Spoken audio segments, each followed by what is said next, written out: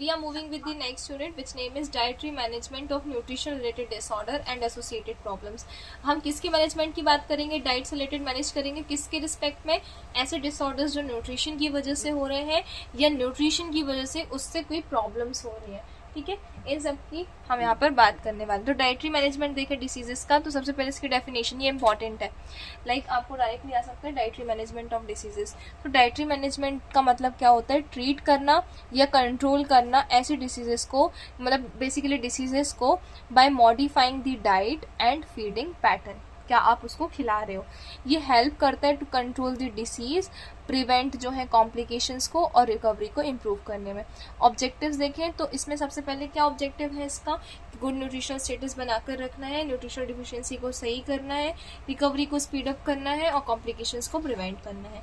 Nutritional deficiency disorders देखें तो protein energy माल nutrition में बात करेंगे सबसे पहले PEM की।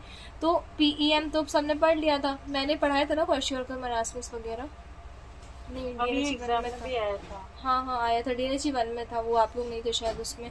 फिर डाइट की बात करते हैं PEM में। तो प्रोटीन एनर्जी मैलन्यूट्रिशन में क्या होता है? प्रोटीन मतलब प्रोटीन और एनर्जी मतलब कैलोरी, ये बॉडी में मिलता नहीं है सही से, तो एनर्जी और प्रोटीन की डाइट हमको यहाँ पर देनी है। डिहाइड्रेशन कॉज हो सकता है तो उसकी वजह से ORS देना है, क्योंकि एक चीज समझना, जो प्रोटीन होता है ना ये क्या करते हैं, अगर बॉडी में प्रोटीन है तो प्रोटीन के तो बहुत सारे फंक्शन है, उनका मैं एक छोटा सा फंक्शन और बता रही हूँ।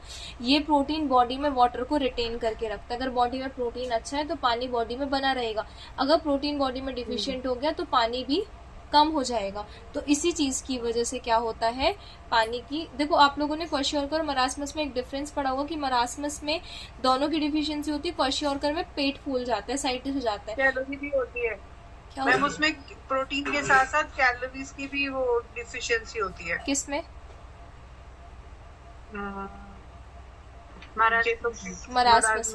मरासमस में दोनों होते हैं, क्वेश्चन में सिर्फ एनर्जी की डिफिशियंसी होती है, प्रोटीन होता है, और यही रीजन है कि वहाँ पानी भर जाता है, क्योंकि वहाँ प्रोटीन है, जहाँ प्रोटीन होगा ना पानी होगा वहाँ पे। हाँ, तो अब यहाँ पे क्या होगा कि ORS क्यों दे रहे हैं? डिहाइड्रेशन के लिए, क्योंकि अगर बॉडी में प्रोटीन ही नहीं है तो मतलब बॉडी में पानी भी नहीं रिटेन हो पाएगा, इस और इलेक्ट्रोलाइट्स भी नहीं रहेंगे, इसलिए वहाँ पे ORS दिया जाता है। देन ग्रेजुअली हमें धीरे धीरे उसकी फीडिंग स्ट्रेंथ इंक्रीज करनी है। ऐसा नहीं कि एक बच्चा है क्वेश्चन का या मरासमस का, ये रख दे 10-10 12-12 रोटी के बेटा खाओ, नहीं, धीरे धीरे ग्रेजुअली इंक्रीज करनी है। विटामिन एंड जो जैसे मैं वेट गेन की डाइट बना रही हूँ किसी की, तो मैं वेट गेन की डाइट कब बनाऊंगी? जब मैं पहले उसे सब लूंगी, ठीक है, मैं सब पूछूंगी उससे, डेट बोल रही हूँ मैं, एज, सेक्स वगैरह सब पूछूंगी, फिर मैं उससे पूछूंगी कि वो दिन में क्या खाता है, कितना खाता है, सब पूरा प्लान करने के बाद फिर मैं बैठूंगी, पहले मैं उसका कैलकुलेट करूंगी कि वो दिन में कितनी कैलोरी ले रहा है वो 2-4 रोटी खाकर। उसके बाद फिर मैं उसको ऐड करूंगी कि आपको इतना खाना है, पर उसमें भी मैं ऐसा ऐड नहीं करूंगी अगर मुझे ऐसा लग रहा है कि उसको 500 कैलोरी और देना तो एक ही दिन में दे दी। मैं स्टार्टिंग एक वीक स्टार्ट करूंगी, उसको सिर्फ 50 से 100 कैलोरी एक्स्ट्रा देना, दूसरे हफ्ते में उसको बढ़ाऊंगी, फिर तीसरे हफ्ते में और, फिर 4th वीक में और, मैं ग्रेजुअली इंक्रीज करूंगी, एकदम से नहीं, ठीक है। So that is the reason कि हमें चीज़ों को ग्रेजुअली इंक्रीज करना है। फिर ट्रीट इन्फेक्शंस एंड वॉर्म्स। अब फॉलो अप देखें, सो हमें कंटिन्यू करनी है न्यूट्रिशनल डाइट को, इम्यूनाइजेशन वैक्सीनेशन कंप्लीट होना चाहिए, पेरेंट्स को चाइल्ड फीडिंग और हाइजीन के ऊपर क्या करना है, एजुकेट करना है और मॉनिटर करना है वेट अंटिल वो नॉर्मल ना हो जाए, ठीक है, इतना क्लियर हुआ? यस। अब पर्टिकुलर डिसीज उससे चलो, डिसीजेस पे चलो। तो सबसे पहले ए वाला कहाँ गया? अच्छा, ए अपन ने PEM पढ़ा। बी अनीमिया, ठीक है, अनीमिया मतलब आयरन की कमी, ठीक है। सो ट्रीटमेंट इसका आयरन देंगे, FeSO4, फॉलिक एसिड देंगे, विटामिन B12 देंगे। विटामिन B12 इसलिए देते हैं क्योंकि जो RBCs बनती है ना, रेड ब्लड सेल्स, उनको फॉर्म करने के लिए विटामिन B12 चाहिए पड़ता है। मतलब ऐसा समझो कि बॉडी में कितना भी आयरन हो पर विटामिन B12 नहीं होगा तो कोई मतलब का नहीं है वो आयरन, क्योंकि वहाँ पे RBC बनेगी ही नहीं। फिर ट्रीट हुकवॉर्म एंड मलेरिया। हुकवॉर्म मलेरिया को क्यों ट्रीट करना है? क्योंकि ये क्या कर रहे हैं, बॉडी का न्यूट्रिशन एब्जॉर्ब कर रहे हैं। फिर आयरन रिच फूड्स खाने, जैसे GLB हो गया, ग्रीन लीफी वेजिटेबल्स, जैगरी, गुड़, लीवर, वही मीट वगैरह की, फिश लीवर, मीट, एग और पल्सेस, ये सब खाना है। फिर सी की बात करते हैं, विच इज़ विटामिन ए की डिफिशियंसी। तो इसमें हाई डोजेस देते हैं विटामिन ए के, मैंने आपको बताया था 1000 IU एंड 2000 IU देते हैं, ठीक है, डिपेंड ऑन द किस एज में है। फिर फूड जैसे कैरेट, मैंगो, पपाया, GLB हो गया, मिल्क हो गया और एग योक हो गया। फिर हम आगे बात करते हैं आयोडीन डिफिशिएंसी डिसऑर्डर्स की। तो इसमें हम कैसे प्रिवेंट करेंगे? आयोडाइज सॉल्ट देकर और आयोडाइज ऑयल इंजेक्शंस लगाए जाते हैं अगर बहुत ज़्यादा डिफिशियंसी है। And then we have to give the thyroxine tablets अगर ज़रूरत है। तो डिपेंड करेगा किस कैटेगरी तक की वो डिसीज़ हो चुकी है। Then we are moving with the diarrhoea. Diarrhoea में सबसे पहले मेन गोल क्या होगा कि हमें डिहाइड्रेशन को प्रिवेंट करना है। We have to replace the water and electrolyte और कंटिन्यू फीडिंग करानी है। मैनेजमेंट क्या होगा इसका? ORS फ्रीक्वेंटली देते रहना है, जितने बार वॉशरूम जा रहा है उतने बार ORS दो उसको। ब्रेस्ट फीडिंग जो है वो कंटिन्यू होनी चाहिए। सॉफ्ट इजी डाइजेस्टिबल फूड देना है और खूब सारा पानी। साइन क्या होते हैं ड्राई हाइड्रेशन के? माउथ का ड्राई होना, आंखों का सिकुड़ जाना, sunken of the eyes, urination बहुत कम होना, वेट लॉस हो जाना और इलास्टिसिटी जो स्किन की है वो भी कम हो जाना। फीवर की बात करें तो फीवर में डाइटरी प्रिंसिपल सबसे पहले क्या होगा? High energy diet, high protein diet, plenty of fluids. ठीक है, अब यहाँ पे high energy diet, high protein diet लिखा है, बट एक्सट्रीम फीवर में हम इसको ऐसा भी नहीं कि बहुत ज़्यादा कैलोरीज रिच दे रहे हैं। हाँ, हम ये कर सकते हैं कि वो फीवर वाले इंसान को ग्लूकोज दे दिया तो फिर वो हाई एनर्जी डाइट के अंदर काउंट होगा। ठीक है, और जब वो नॉर्मल स्टेट में हो तो फिर उसको अच्छा खाना। प्लेंटी ऑफ वाटर्स, खूब सारा पानी पिलाएंगे, 2.5 से 5 लीटर तक का भी हो सकता है दिन में। ठीक है, हाई विटामिन देने हैं, स्पेशली बी कॉम्प्लेक्स विटामिन। ठीक है, सॉफ्ट और लिक्विड डाइट देनी है और स्मॉल फ्रीक्वेंट मील्स देनी है, छोटा छोटा करके थोड़ा थोड़ा करके खाना देना है। ठीक है, now we are moving with coronary heart disease. तो मैंने आपको ऑलरेडी बता दिया है CSD के बारे में। डाइटरी प्रिंसिपल देख लें तो फैट डाइट कम देनी है, कोलेस्ट्रॉल बहुत कम कर देना है।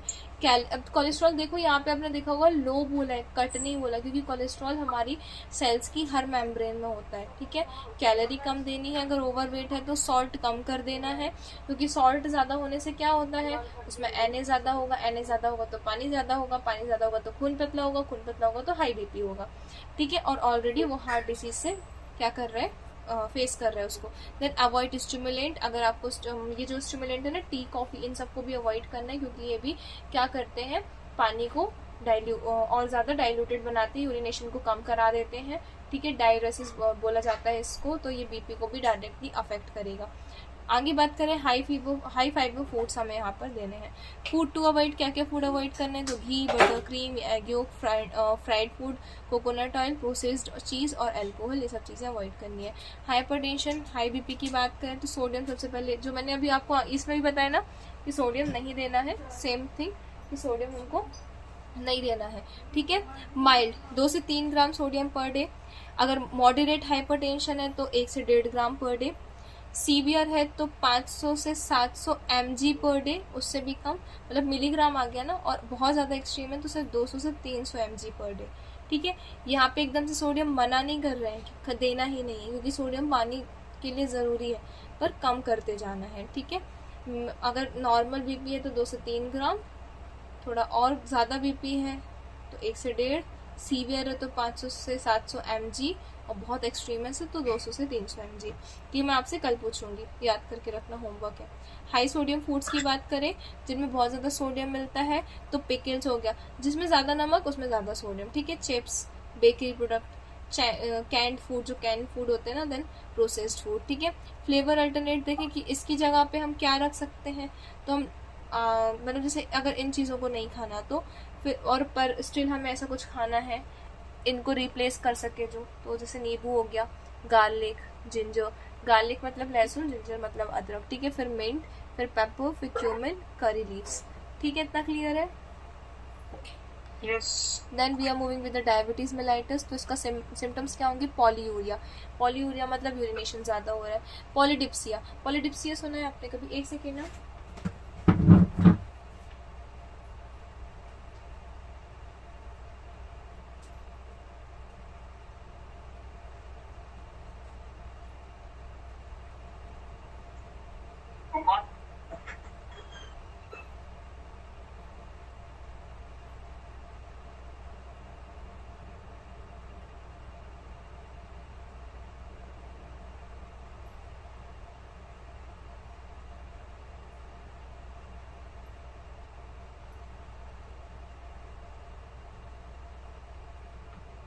मतलब यूरिन ज्यादा आना, पॉलीडिप्सिया मतलब प्यास ज्यादा लगना, और पॉलीफेगिया, फेगिया, इसमें भूख भूख ज्यादा लगना। लगना, हाँ, पॉली ज्यादा, और फिर ठीक है। इनसे आप याद कर लो।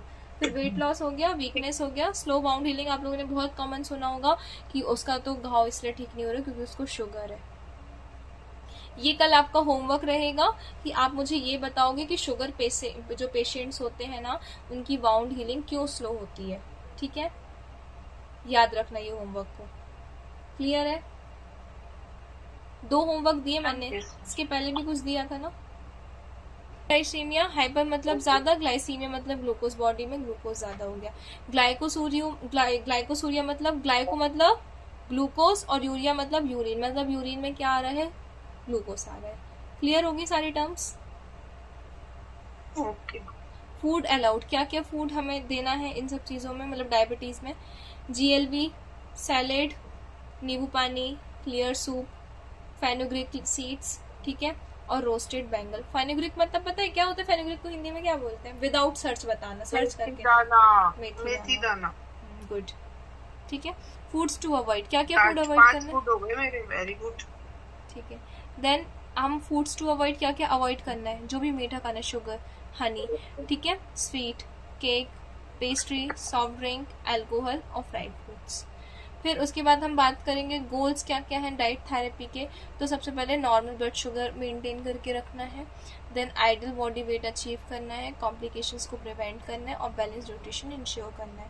देन डाइट की बात करें तो कॉम्प्लेक्स कार्बोहाइड्रेट, हाई फाइबर, ठीक है, पॉली अनसेचुरेटेड फैट, जैसे घी, जो प्लांट फूड से तेल निकलता है ना, जितना भी फैट हमें प्लांट फूड से मिल रहा है वो इसमें काउंट होगा। देन कंट्रोल्ड कैलोरी, इसमें देखो ये नहीं बोला अवॉइड कैलोरी, कंट्रोल्ड बोला है। देन स्मॉल फ्रीक्वेंट मील्स, ठीक है। अब इम्पॉर्टेंट डिफिशियंसी डिसीजेज इन सबका लिखा है, तो बेरी बेरी, ये DNHE 1 में पढ़ा था, आप लोग नहीं थे शायद। बेरी बेरी विटामिन बी की डिफिशियंसी की वजह से होता है, इसमें थायमिन के इंजेक्शंस लगाए जाते हैं। विटामिन B1 को थायमिन बोलते हैं, ठीक है। फिर पहला 11 जो है ये विटामिन B3 की डिफिशियंसी की वजह से होता है, जिसे नाइसेमेनाइड बोला जाता है, इसमें नाइसेमेनाइड दिया जाता है। इराइबोफ्लेविनोसिस मतलब विटामिन B2 की वजह से होता है, जिसको राइबोफ्लेविन बोलते हैं विटामिन B2 को, या राइबोफ्लेविन दिया जाता है। ये सब जो है ना, ये तीनों थायमिन, नियासिन और राइबोफ्लेविन, ये सब विटामिन बी ग्रुप के हैं। विटामिन में वाटर सॉल्युबल है या फैट सॉल्युबल?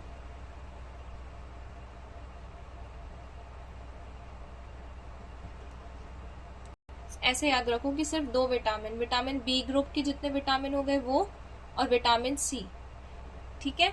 ये 2 ग्रुप ऐसे हैं जो वाटर सॉल्युबल है, बाकी जितने बचे वो फैट में जाएगा, ठीक है। B and C water soluble नहीं, डी उल्टा बोल गए।